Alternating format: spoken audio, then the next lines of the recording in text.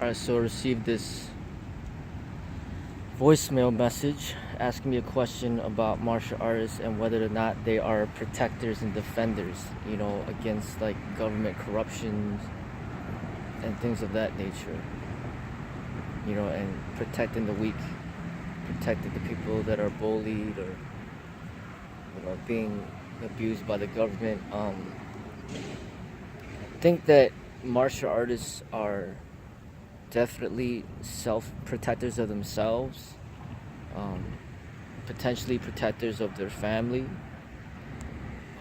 But once you cross the line of that and you start protecting other people of whom are not your family, or you're kind of in a situation where you're being responsible for others, and I don't think that it should be that way. I feel that it's more like the Chinese saying, rather than giving a person a fish, teach them how to fish. So meaning a martial artist is supposed to, help train people that are good people to learn how to defend themselves and protect themselves. Not necessarily be the ones that serve to protect them, but to have them protect themselves. Just like driving a car, it's like you could teach somebody how to drive, and now they could drive themselves to where they need to go. You teach somebody how to defend themselves, now they'll defend themselves. You don't need to defend them, and I think that's an important thing. you know I don't feel that it's in a martial artist's place to do what the police are supposed to do. Police officers are getting paid to protect the community, protect the people that need to be protected. But the problem is, if the police become corrupt themselves, then what do? Even a martial artist, even an armed martial artist is going to have a hard time protecting, good and innocent people from corrupted police. This is something, the problem is a wider scale problem that can't be resolved by a single martial artist. This is something that, it's a society problem, a cultural problem that needs to be fixed within each individual. So we need to, martial artists may need to educate people and enlighten people so then there'll be less likely to be corrupted people in this world. So then when there's less corrupted people in this world, then automatically there will be less corrupted police officers, less corrupted judges and lawyers, and less corrupted politicians. Martial artists are supposed to seek towards enlightenment for themselves, become highly fit and athletic, to take care of their bodies so they can live longer and live a healthy life, learn to protect themselves, be versatile in weapons training and being able to use weapons as well to protect themselves if necessary. And people, like, maybe their family or their young children, that they're, protecting their own children, protecting their spouse, loved one, their own family, that might be the case.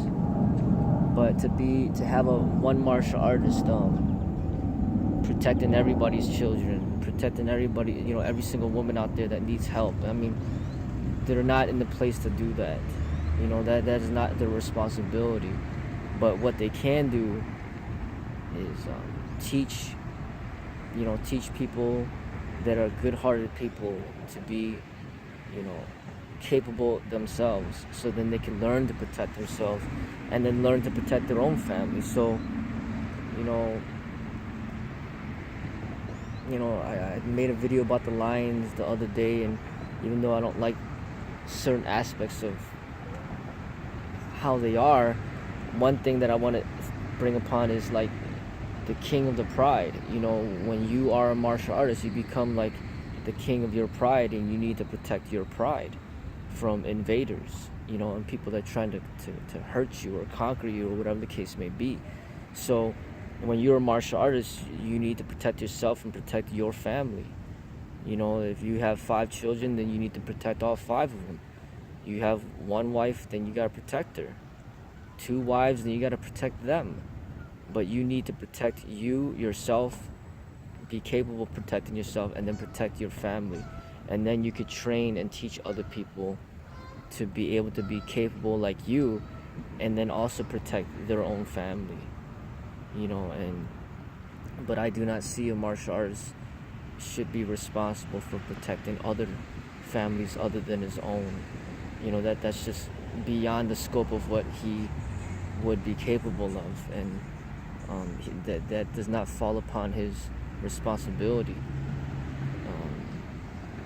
You know, that is something where we need to rely on the government to hire, you know, good people and to train them in good ways, so then there's less likely that there will be corrupted police. And then when the government is not corrupted, it's the government's responsibility to protect the people as a whole. You know, and it's not the martial artist responsibility, because the government has the resources. You know, they fill up these police departments with all these fancy cars, and they all got guns and AR-15s and all these weapons at their disposal. They got these radio transmitters to communicate. They got, you know, access to EMT and the ambulance, and they go through special training. This is all designed to protect the people. But if the government themselves are corrupted, that's a huge problem that needs to be resolved on a political level, and potentially on a spiritual level. And this is something where the martial artists can just see the corruption going on and try to prevent the corruption from prevent the corruption from being a part of his own life and the life of his family. So that's what I think that the martial arts should do.